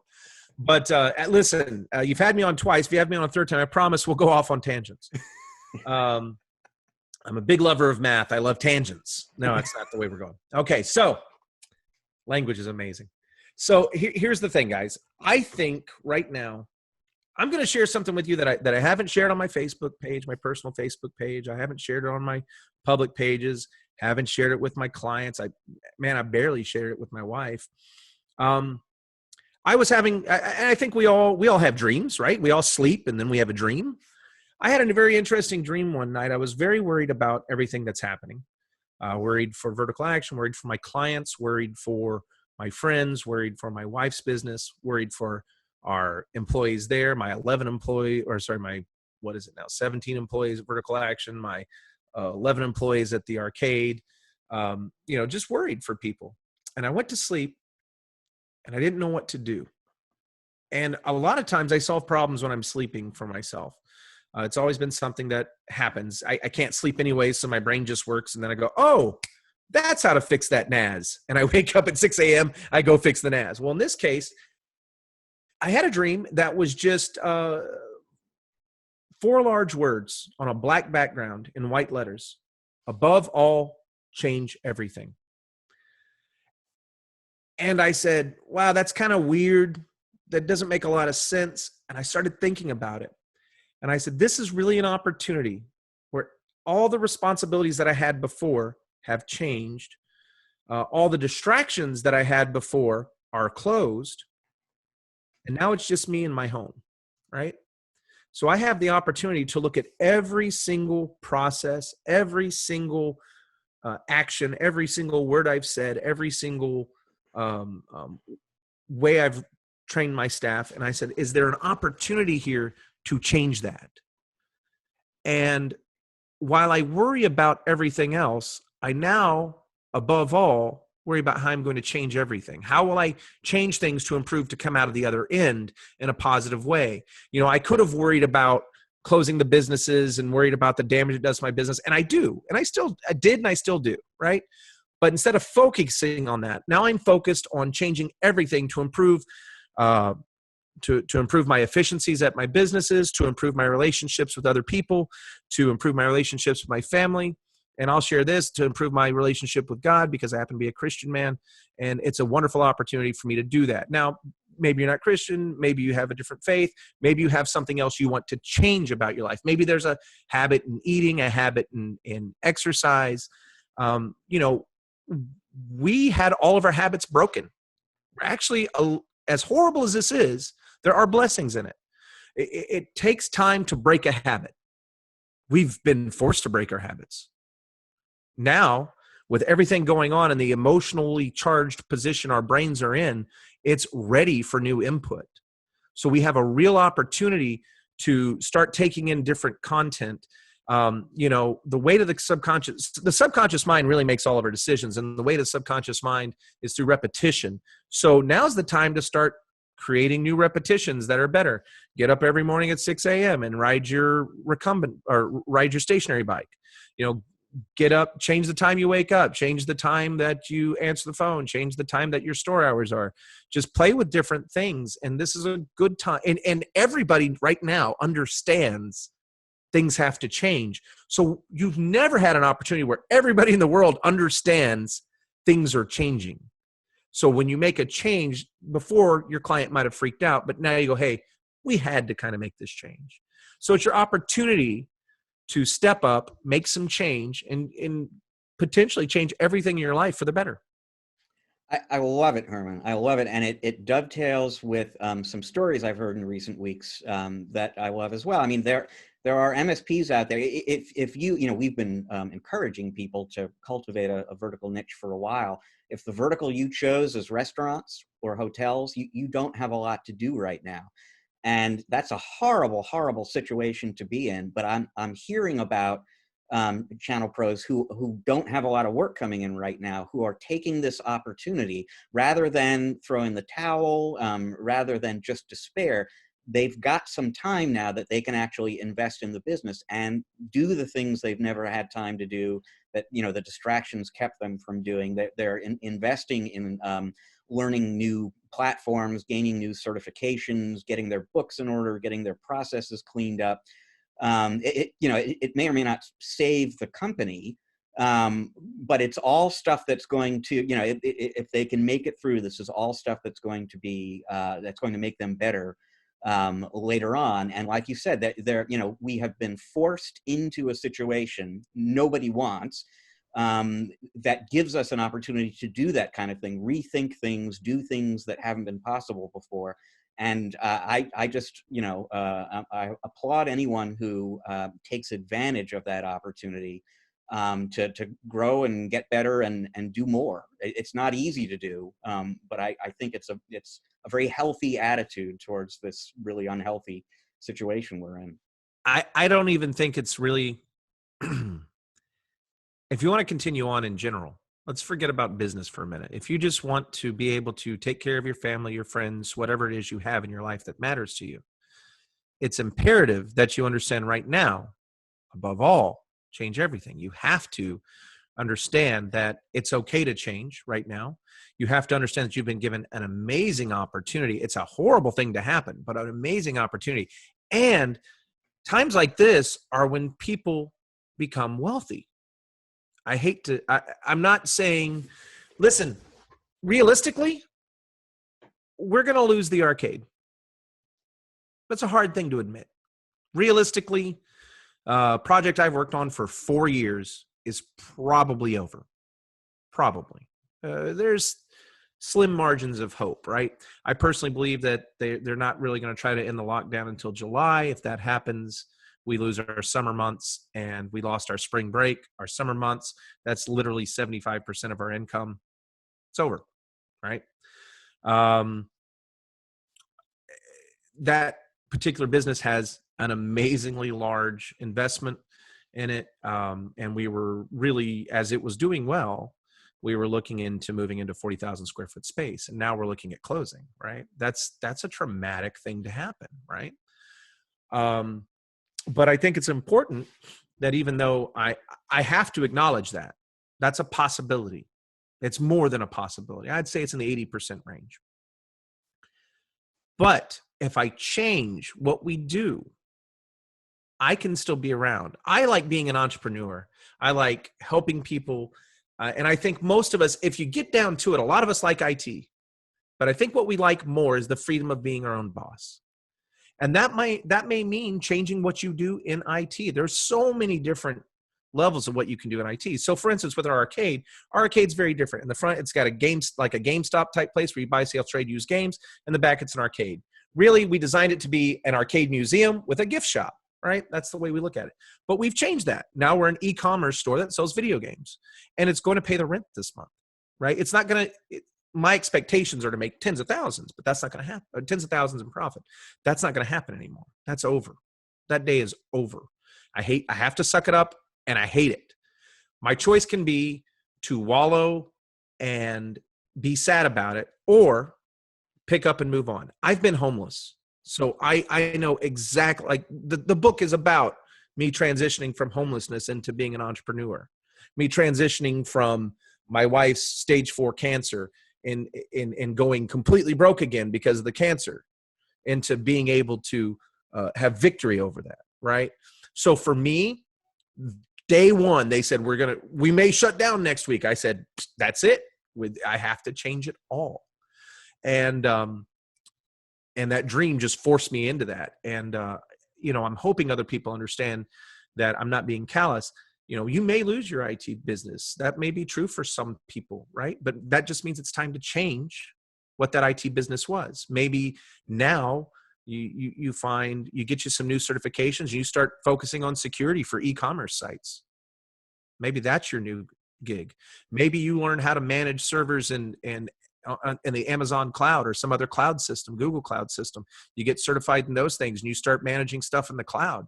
You've got the tools, right? You got to look around you. What are the tools you have? What are the skills you have today? And what skills can you quickly acquire to change what you're doing? So like I said, I was going off on a little tangent there, but I think it's an important tangent. I think it's important that we all kind of come to grips with something a lot of us don't want to. And that is, everything has changed, and it is our opportunity, though, rather to look at it as a loss. It is a loss, But out of this loss arises a new opportunity. And if you embrace that mindset, you're gonna come out fine on the other end. But if you embrace loss and say, all I have is loss, you're not really going to come out fine on the other end. We're all going to get broken through this. Every one of us, even me, even in this positivity, I'll be broken in some ways. It's going to be really hard for me to again think about, in this case, I hate to delve off of IT, but in this case, my business that works with IT businesses, we're doing fantastic. God bless us. We're wonderful because our IT businesses are wonderful. And like, if you need help and you're our client, you can call us up and we'll help you come up with new ideas to help you with your business. We always have done that. We always will do that. But as far as this arcade thing, it's my wife's business. It's her baby. It's her first entrepreneurial experience, and it's over. And she can either choose to linger in that and in being an entrepreneur, or she can choose to do something new. And that's what she's doing. Oddly enough, the name of the company that owns the arcade is Do Something Else LLC. Yeah. Well, that's almost an interesting irony. Yeah. There. Well, it's actually the title of my next book. Oh, that's very that's cool how that too. came.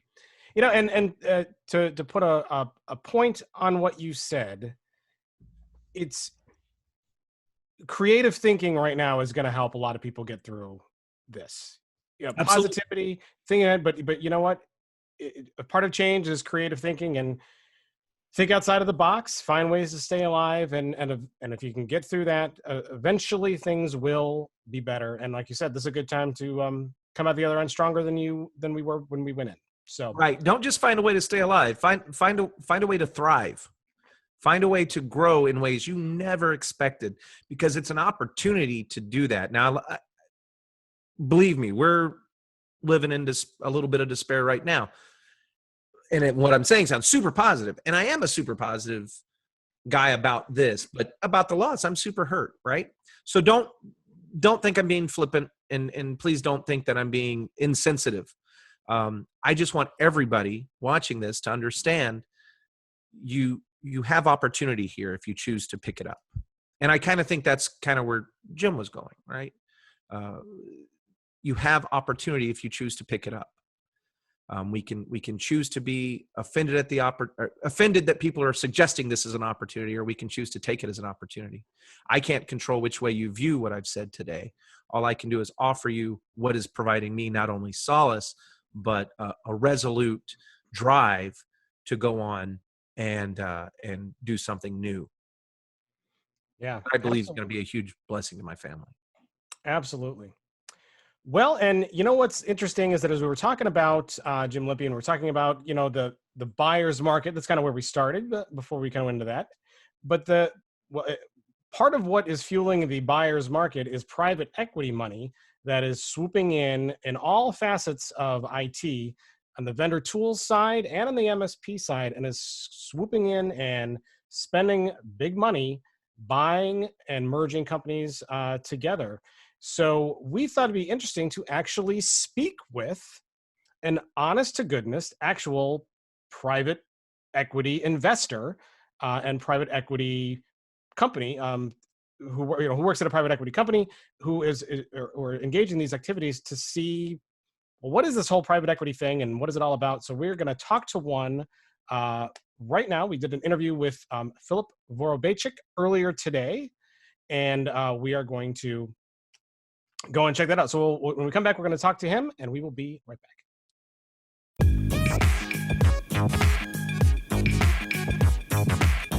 Hello, and welcome back to part 2 of ChannelPro Weekly. It seems like every week over the last really couple of years, there's been story after story about another merger and acquisition or another company being bought. And a lot of the companies being bought are being bought by private equity firms and investors. But why? What are private equity investors? Why are they targeting MSPs? What's the business opportunity and what's the goal? Well, to find out answers to those questions and more, we've got a real-life private equity investor on the phone with us here to discuss. Please welcome Philip Vorobeychik, Managing Director at Vertica Capital Partners. Welcome, Philip. You guys, thanks for having me today. And I realize, of course, that I did mispronounce it a little bit in my spiel. Vorobeychik is how you pronounce that. Isn't that correct? I thought you did a great job, Matt. Doing the best I can. That's all I can say. So, Philip, thank you so much for being here. For those who don't know anything about you or private equity in general, tell us a little bit about you and your background. Yeah, so I have spent about a decade in private equity. We at Vertica, we're focused primarily on software investments, and within that, the MSP sector has been an area that individually our team has spent much of our careers in. So I previously was on the board of Kaseya, was an investor in a lot of the acquisitions that we did there as well, and before that, have worked with MSPs, with other investments such as Veeam Software and Logic Now that became SolarWinds MSP. So I've known the MSP market from an investor standpoint, from the software perspective for many years. And personally, I have done IT support for people in my life. Beginning of the internet, had a small agency doing support services. Before it was really called MSP. I didn't really know what an MSP was until I heard the term. I just knew that it was the support people for small businesses mostly that we were engaged with. So, haven't ever personally bought an MSP, but have been very active in the private equity community, speak to investors who frankly ask frequently about MSP roll-ups given the familiarity with a lot of the management tools for them. So people out there may not be overly familiar with really what a private equity investor or a private equity firm does. I mean, they know that they spend money and they buy companies, but there's more. There's got to be more to it than that. What would you say that? How would you describe a private equity investor like yourself? Well, I think that there's different flavors of private equity. Some people are sector focused, some people are generalist focused. Some people make money primarily through growth. Some people make money primarily through leverage. And within that, there's a lot of different flavors. We are sector focused on software exclusively. We make our money through growth. And, within that, I think more relevant to people considering MSP roll-ups, there's people who really, given their history and their track record of how they've made money, tends to really indicate how they'll act in the future. So some people may look at the MSP sector for the growth area. Some people might just think about the pure leverage math of putting people together and producing more cash flow to pay down debt faster. So they're overall, we're obviously acquiring businesses and in different ways, but there's a lot of flavors within private equity. I definitely want to get into the MSP roll-up issue with you because I think that's it's a very timely one right now for reasons that are pretty clear. But I'm also really curious to talk a little bit, and we've spoken before about this some, but I think it's useful information for our audience because people are watching the vendors they do business with get acquired by private equity and trying to understand what that means for them and the companies they do business with. So, and you were on the board at Kaseya. That's a concrete example. You don't have to get into the specifics of what you did there, but what kind of role does someone like you play, a private equity advisor play, in terms of directing, advising, consulting with the companies that the private equity firm has invested in? Yeah, we set out a mandate together in the beginning. The CEO, the management teams, they run the companies. There's no doubt about that. We aligned to a plan and a strategy day one, but I don't think it's a good idea, personally, to be overly involved as a private equity investor. Now, we try to be as helpful as possible at Kaseya. I spent quite a bit of time there. I'm very close with the team there. I continue to root for the company, even though I'm no longer involved there. But the role that I played there might not be as typical as what a standard private equity firm would do. I was heavily involved there, but at the end of the day, all the credit, all of the growth, all of the execution, we attributed that to the teams. They're the ones day in and day out. They're the ones really doing everything. And we're just aligned to the strategy and making sure that things are getting done based off the financial plan that we set out. And so in that kind of scenario, are you providing guidance? Are you holding people accountable to the plan? Some combination of the above? Yeah, I think that the private equity firm is really there to provide guidance and really hold people accountable. Holding people accountable is probably the main thing that they do. Providing guidance, it varies on the spectrum. Some people are active in it, and some people are less active in it. We would find partner opportunities, M&A opportunities, help with recruiting through our network.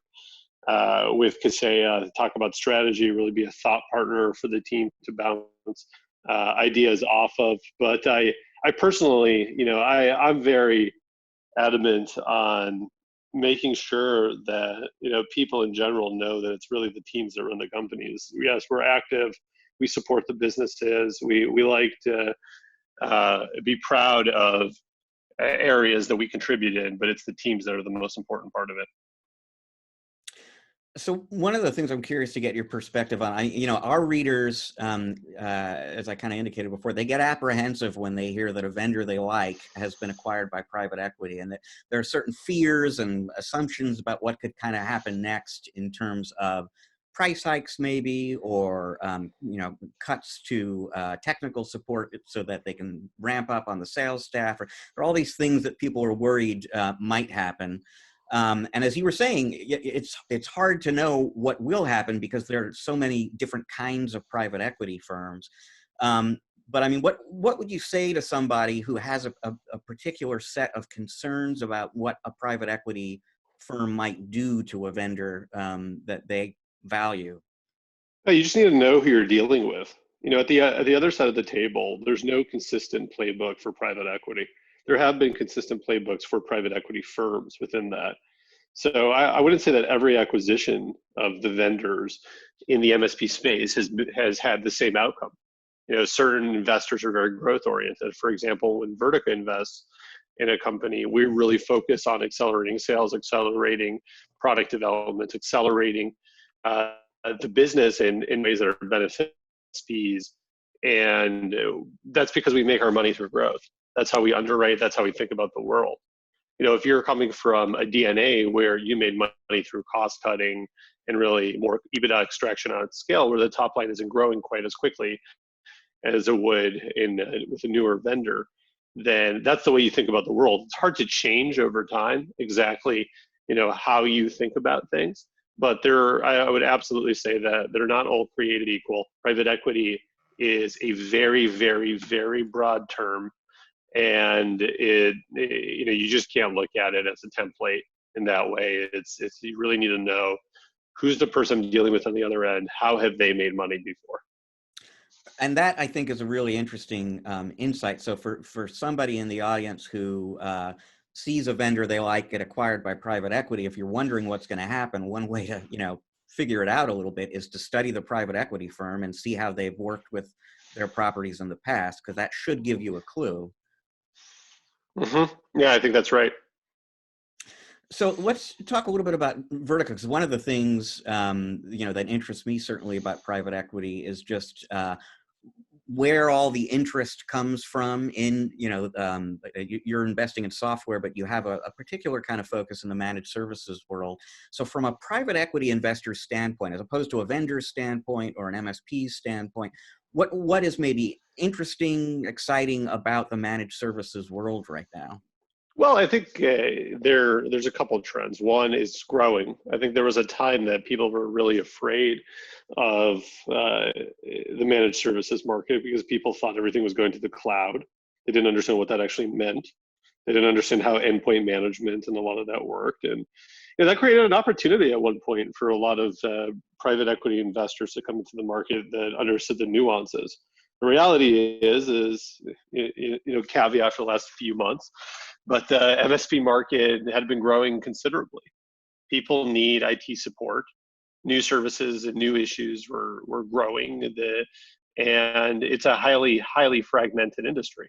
That fragmentation creates opportunities. I mean, look at just how many vendors there are, look at how many MSPs there are. Yeah, yeah. You know, the most amazing part is we talk about roll-ups. I used to do a panel at Kaseya Connect about how to think about M&A for MSPs personally. And the MSP market has been consolidating like crazy, yet the number of MSPs is growing. I mean, it's a great indicator that the market is healthy. The market is extremely fragmented right now. And that creates an opportunity for consolidation for private equity folks who want to get into the managed services business as for vendors looking to grow. Earlier on in the show, Matt and I were talking about an article I wrote last week involving Jim Lippy from Kaseya. I don't know if he was there when you were working with those guys, but we had him on as a guest on the podcast. Really just like 5-6 weeks ago. The world has changed so much since then. And he was kind of talking about that consolidation trend you're talking about in the managed services world. And his overarching message basically was, if you're an MSP now, you've got 3, maybe 5 years to kind of figure out what your strategy for dealing with that is going to be. Do you, get into mergers and acquisitions yourself and scale up? Do you sell to somebody like a private equity firm? Do you specialize? You got to have a strategy for dealing with that. And you've got 3 to 5 years, he said, to figure it out. And then he contacted me again very recently and said, you know what, with the economy the way it is right now, and with the private equity firms aware of that, I'm thinking it's like 1 to 2 years all of a sudden, because he's talking to private equity firms that think because of the economic downturn, there are going to be a lot of MSPs looking to sell.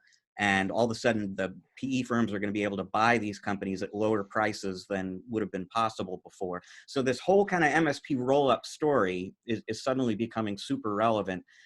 From your perspective, first of all, what are your expectations for the managed services market, which, like you said, has been growing for a long time, given the coronavirus pandemic, given the recession that we're clearly in right now? Mm-hmm. I do know Jim, and he's a smart guy, so I think he said a lot of smart things about that. If you look at it at a macro overall, IT issues are going to grow. We're going to do more and more things in IT. People who used to be afraid of, server consolidation to the cloud. Well, now almost every single MSP is reselling Office 365 revenue. They're adding security revenue that used to not exist. So there's always just new things that continue to happen and grow and give a good macro to the MSP market. I mean, I think the question on value and timing is a difficult question, because it's really a question that's levered to the U.S. economy and coronavirus and what's going to happen and how long is this going to take. Now, that's a much bigger issue and question. I don't think any of us really know that well. I think that there is that's above my pay grade for sure to figure that out. But it's clear that there's going to be some near-term hit, and it's just a question of how MSPs want to deal with that. Do they want to look to the SBA loans? Do they want to lay off or furlough certain employees? There's going to be a cash flow crunch almost universally. It's going to be hard to avoid it. But that being said, the 3 to 5 year view, I think, is still strong in the market. I'm a big believer in our ability to bounce back as a nation, and so it's really a difficult question. I think it depends on people's own pain tolerance. I will tell you, one of the advantages of going through these roll-ups is, and it depends on how you structure the roll-up and who else you're consolidating with, but there's obviously cost synergy at scale. So the question is, can they produce more cash flow on the same revenue base that they had as a percentage? And if you can do that, and let's say you sold part of your MSP and you rolled part of that MSP, well, if you're producing a higher EBITDA value and you're together and you're part with other MSPs, you're a larger asset, you'll get a higher EBITDA percentage on every dollar you had before, and you will also get a higher multiple on whatever you rolled. So you might own a much smaller piece of a much bigger pot and diversify your revenue base. And that's really the game plan to how you make money. You take some chips off the table today and you bet on the increase in EBITDA percentage growth and scale multiple when you exit. So, there's clearly benefits to being part of a roll-up, without a doubt. I think today is just about the terms that you get and your pain tolerance for this near-term situation. Talk a little bit more about both the advantages of participating in a roll-up like that and the disadvantages.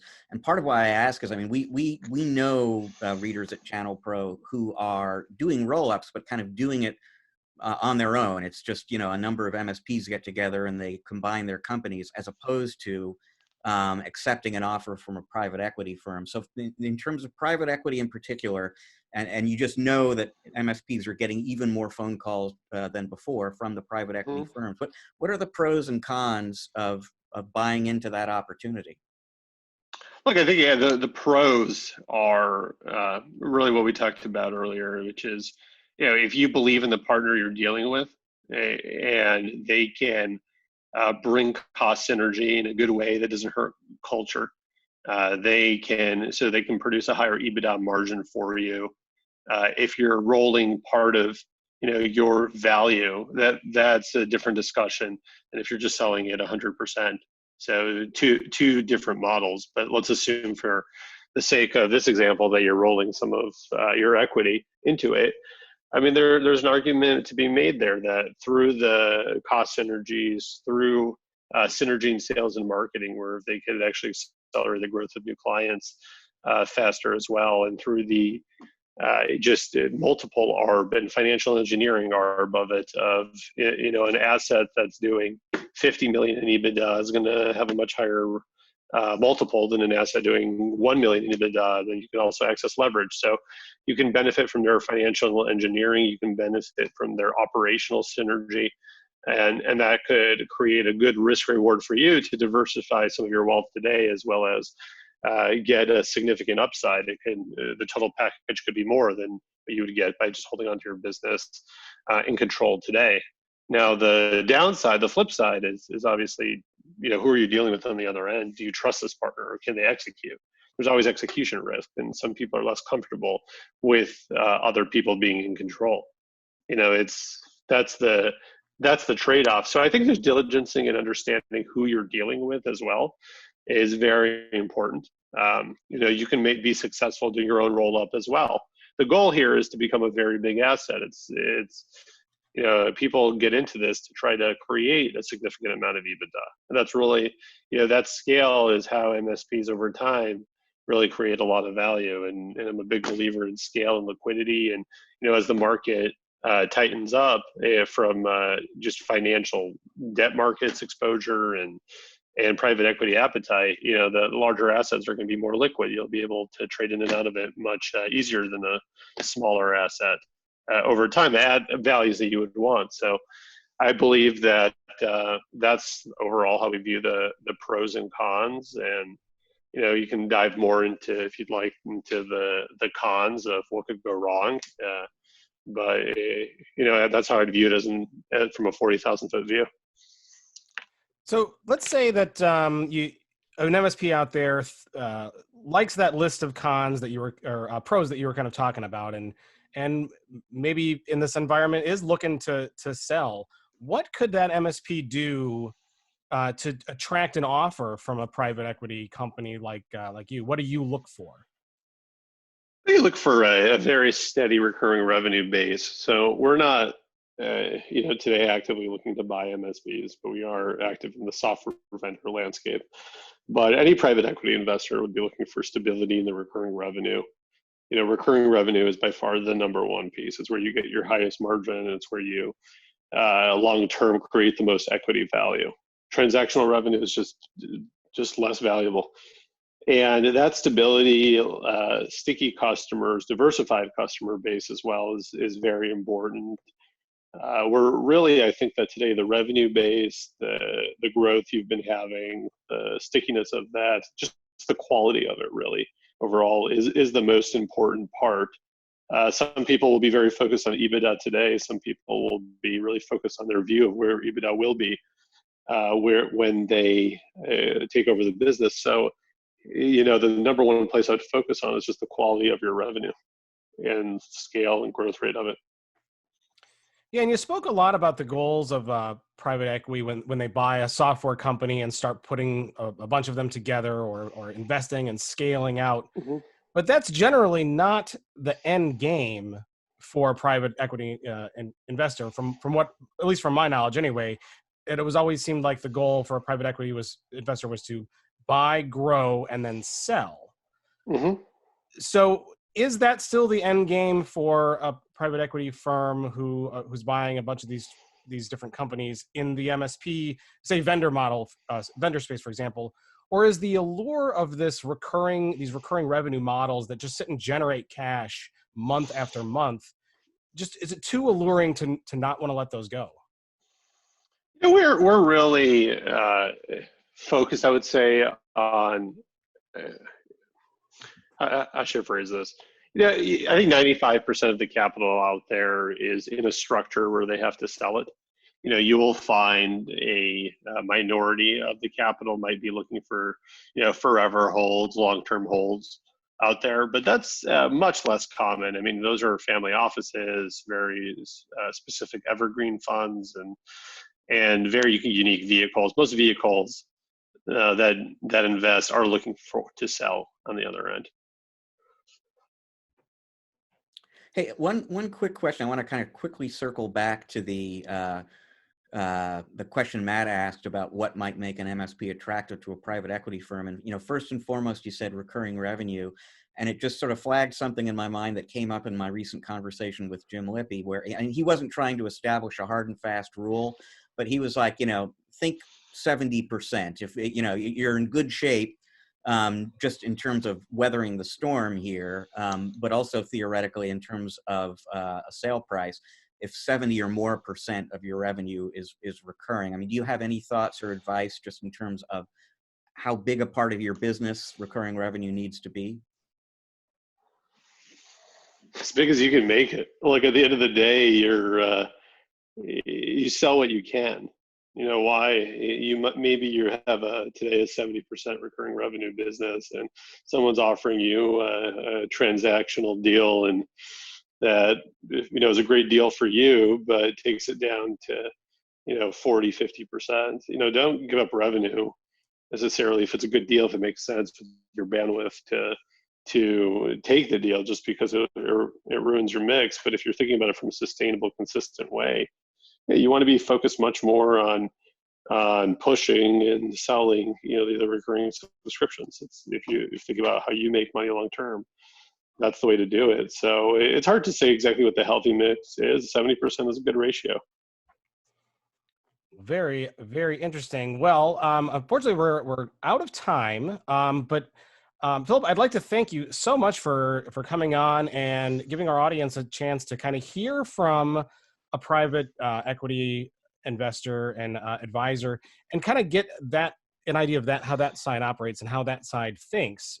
Because definitely over the last few years, and I'm sure going forward, we're going to see private equity and MSPs and the vendors that MSPs use coming a lot together, even a lot more than we see now. Yeah, absolutely. Yeah. Well, good. So again, thank you so much. If people wanted to learn a little bit more about your private equity company, where would they go? Our website's verticacp.com.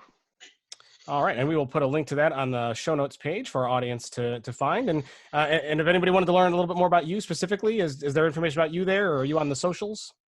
We don't have too much information up there today, but that will change in the future. Fantastic. Well, thank you so much again. That's Philip Vorobeychik, Managing Director at Vertica Capital Partners. Thank you again so much for being here. We are going to take a quick break, and when we come back, we're going to wrap up the show with our regular end of the show features. Got a museum pick and a tech pick for you, and Rich will tell you about what has been and what might be coming in the future. Stick around for that. We'll be right back.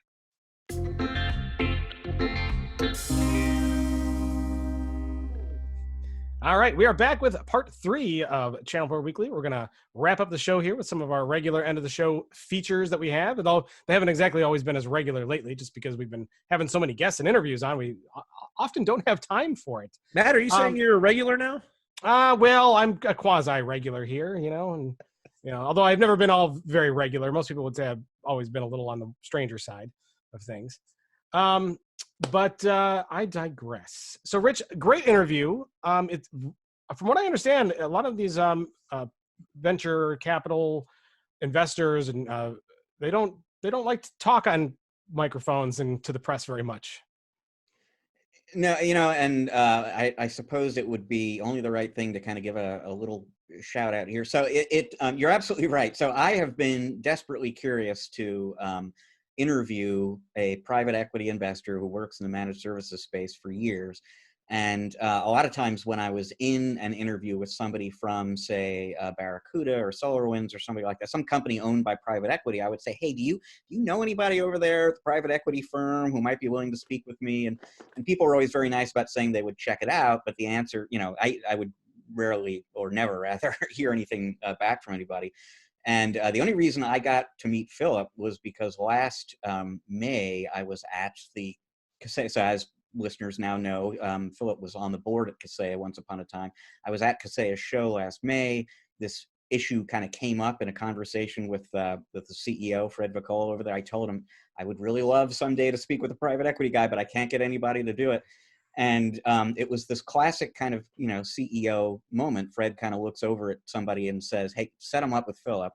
And, 2 days later, exchanging emails with the guy, and a couple of days after that, I'm on the phone with him, and some months down the road, we've got him on the podcast. So it is not easy, to get. They tend to be behind the scenes people, private equity firms. They like to kind of keep a low profile, and so for me, I just find it really interesting, fascinating. In fact, just to see what the industry looks like through their eyes. Absolutely. Well, great work getting him on. And thank you again to Philip for being here and giving us some insights on what private equity investors kind of think about and their view of things and where they kind of see, where he at least sees it going kind of in the future here. So awesome stuff. Definitely worth listening to that interview with Philip. Hopefully next time, if we ever get him back, we can get him on video. So I know we only have a still. If you're watching on YouTube, you'll see at least hopefully a headshot of him as he speaks, because he was unable to be on video. Hold on a second. Are you telling me headshots were an option here? Only for Philip. I spent 3 hours setting this up this morning. Only for Philip. So, all right. So we're going to move on here. So we are going to close out. We haven't done a museum pick actually in a while, Rich. But I'm excited because as I noted last week, I've been cleaning the graveyard and going through boxes down there and trying to get all that space cleaned up because, well, what the hell else do I have to do? Because I'm stuck inside all day these days. So, and I came across a fun one, and I don't believe, because it was kind of buried off in the corner, I don't believe I've had this one on before. So my museum pick is interesting. I'm gonna hold it up here on camera, and I'm gonna speak to those who are listening. This is called the Focus Enhancements T-View Gold. So what the heck is this thing, Rich?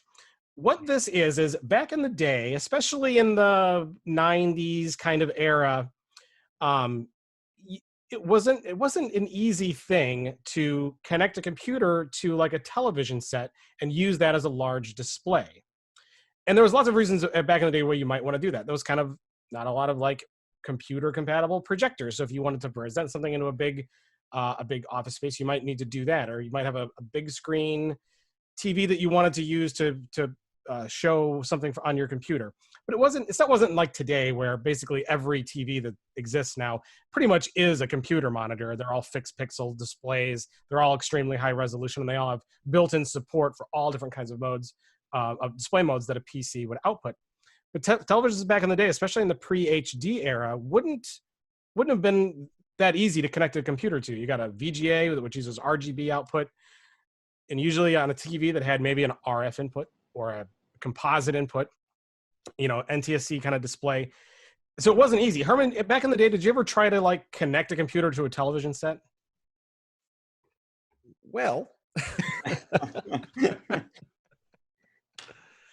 I'll tell you, when back in the day, my first company was an internet service provider. And this internet service provider was in a town of 10,000 people, and the median age of the town was 47. The median age. We had children in town, but the median age is 47. So we had a bunch of seniors. And this was in the 90s when right-clicking and left-clicking were kind of a foreign term. So we had a lot of problems with getting our customers familiar with PCs. So what we ended up doing is we developed an interface that looked like a Simon game. If you remember the big round Simon games with the 4 buttons, and we had a button that said internet, and it was the browser, and email, and then 2 other things. I think they were chat software and cat pictures. I don't know. But we wanted to make it easier. So we went and bought a whole bunch of computers. We used PC to TV connectors, and we went to people's houses in order to sell internet and make more money off internet. We took old PCs with PC to TV adapters, created this interface, and created our own PC to, or I'd say net PCs before that was a thing, well before that was a thing. And with the ISP, we did a lot of weird things like before other people did it. We created a browser bar at the bottom that put ads on. Actually, the guy that created that software for us ended up selling it to a company, I think, called Net Zero. And interesting. It didn't really work out for us because we were in too small an area. But advertising based internet was a big thing for us for a little while, and PC to TV things to make it easier for seniors to use. So yeah, we used the heck out of those things. I loved them because I was an fun little nerd guy. So I even took those to just make cool displays in my house because I had a TV VCR repair shop too back in the 90s. So we would take the TVs that people abandoned and hook them all up to computers and make cool displays inside the store. Yeah, and as you can attest, without one of these little boxes that could handle the conversion of kind of the PC output, usually much higher resolution than what TVs at the time could support, without one of these, it was practically impossible. And there was a very interesting time in the late 90s, early 2000 eras where we were kind of on the startup of like HD TVs, and graphics cards and at the time would often have sometimes component outputs or have outputs that were a little bit easier to kind of convert. Or if you had a television that had maybe an RGB input, I'd written a series of articles at the time, long time ago at a different place, that kind of explained how to tune graphics cards and set things up so that way you could actually interface a PC with a TV directly without one of these boxes. But these things made it a lot easier, and they were, like you said, they were everywhere, particularly used in a lot of businesses. So, and it worked pretty simple, but some of them were actually just very basic, and they would just kind of take a display output in. And some devices. That was high end. That has video out. Yeah, it has S-video. It had a SCART output, but also it has a remote control and a lot of different features to like zoom in on certain areas of the screen, and a lot of presentation features that that businesses would have liked at the time. And you could like spotlight things and freeze panes, and this was a real nice one. So I thought it would be kind of cool to show off what was necessary back in the day, because we kind of take it for granted now. You can go to any Best Buy or any place like that, buy a 80-inch consumer 4K LCD TV and hang it up somewhere and just plug a computer right into it and use it as this giant display screen. That sounds fun. I think I'm going to do that later. Yeah, super cool. Yeah, but that was not a thing you could do a long time ago unless you had something like this. How long ago? How old is that device? Oh, this one. That is a really good question. I hope you've enjoyed this episode of Matt Whitlock is Old. Yes. Yeah, no kidding. Oh, boy. Rich, I don't know. I can't remember when the heck I got this thing. I think this one was 2001. Okay. But I will tell you that the box says it's designed for Microsoft Windows 98. So this would have been in the very late 90s, early 2000s for this one. This was a pretty high end one at the time too. it's certainly one of the more feature-rich models. Rich, I also want to point out that according to the box, this has patented FS400 technology. Whoa. Yeah. Well, in those days, if there was no FS400 in there, I just, walked on. Steve, even today, if I see a box that doesn't say FS400 on it, someone tried to sell me some clams the other day that weren't FS400. I said, no. Why take a chance? Every piece of technology I have from there on must have FS400 technology built in. It's required. That stops you from getting sunburns from it. Yeah, I wipe. Yes, I douse myself in FS400. Oh, that's funny stuff. Okay, well, we're gonna move on. So, I'm gonna do a very, very quick tech pick this week. So, and I usually like to make them related. So, back in the day, you needed something like this if you wanted to connect a computer to a TV. Well, you don't really need anything like that anymore because graphics cards have outputs usually in HDMI or DisplayPort. So, if anything that you're doing is just adapting the connector itself to fit HDMI on a TV, because that's generally what TVs have, and most graphics cards, certainly support that. So I thought, well, why not pick a graphics card, Rich, to spotlight this week? So the graphics card that I've chosen is the EVGA GeForce RTX 2060 Super XC Ultra. That's a big mouthful to say. I think you missed a letter in there or something. I want to go back. Did I miss a letter in there? No, you did not. Oh, okay. I'm sorry. So I don't know. There's a million of them. Not the most easy to remember branding there, I should say, but it's a heck of a nice graphics card. Let me go ahead and put it up on the screen here for those who are watching. So there it is right there. This is a 2-fan model. And there's a couple different models here in the RTX line. There's the 2060, the 2070, the 2080, and a couple variants on top of that. The 2080 gets pretty darn expensive, but I got to tell you, the 2060 will handle, does a great job with gaming, especially if you're doing anything in the, it can handle any game at 1080p probably straight up. Also very good for video editing and workloads and stuff like that. So that's a great graphics card, and it's what, about $400, give or take, $450, and it'll interface with the TV. You just plug it in. Rich, how many are you gonna buy? One for every TV. one for every display. All right. Well, that's my tech. We actually use quite a number of those, actually. Do you? At our so one of the things that we had at the arcade was an esports business. I got back into the managed services business, guys. We've got 24 PCs that I have to keep up with at the and boy, has it gotten so much easier. The tools are so much better now. You guys, if you just started an MSP in the past, I'd say 5-6 years, you don't even know how spoiled you are. Because this episode of Herman Pool is old, right? What was that? I said on this episode of Herman Pool is old. Yeah, there you go. You got me right back. Awesome stuff. All right. Well, speaking of old, there's some old news earlier in the week that we may not have gotten to here on the show. So Rich is going to look back and tell us what happened, and then he will gaze into his crystal ball, Rich Freeman, the seer of seers, and tell us what might be coming in the week ahead. Rich?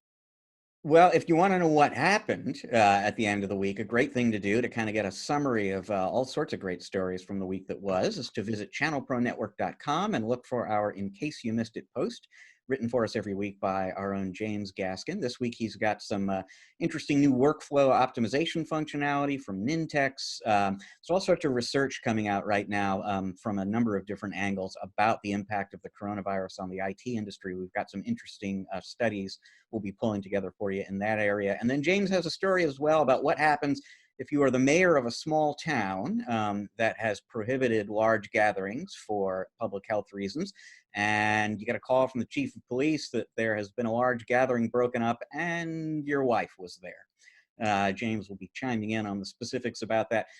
Coming up next week, can't name names, it's always the story. I'll just let you know that there is some security news coming and there's some interesting IoT news coming and you will read about all of it. Please, I hope, if you visit us on ChannelProNetwork.com. And that's where people should be. They should point their browsers to that website, ChannelProNetwork.com, each and every day, where we have white papers, resources, news stories, articles, all kinds of must-know information to help you grow your business, going up on that side each and every day, all day long. So point your web browser to it and follow along as it goes. Herman, thank you so much for guest hosting and being here with us today. For those who want to find you online and learn more about your business and what you do, where can they go? They can check out verticalaxion.com to find out about Vertical Action. They can go to hermanpool.com and check out hermanpool.com. Find out more about the book and what we do there, any kind of consulting they need for their marketing. And you can always go to rocketcityarcade.com and order some nice games if you're bored and stuck at home. I'm going to go there myself. I can maybe add to my collection back there. That's a heck of a collection too, my man. Very proud of it. That's a part of it. As Rich knows, there's more. There's lots more. No, there certainly should be. What you need to have at least, let's see. So we've had, I don't know, just in the past few years, you've got 8 different systems that you could have. So, you know, and then if you go all the way back to 72, you could get a Magnavox Odyssey, which was literally 3 squares. That's all there was. And they put an overlay over your TV and it would have like a picture of someone playing tennis like this. And that was your game. Like the square would go back and forth. And then you say, oh no, I want to play hockey instead. So you'd put a sticker over it, over your TV. That was a picture of people playing hockey. So, you know. Yeah, I don't collect anything quite that far back. My collection starts at the NES era. Well, I've got my grandson playing something called the Odyssey 2, which came out in the late 70s, and he has been loving that machine and the old Intellivision as well, both of them.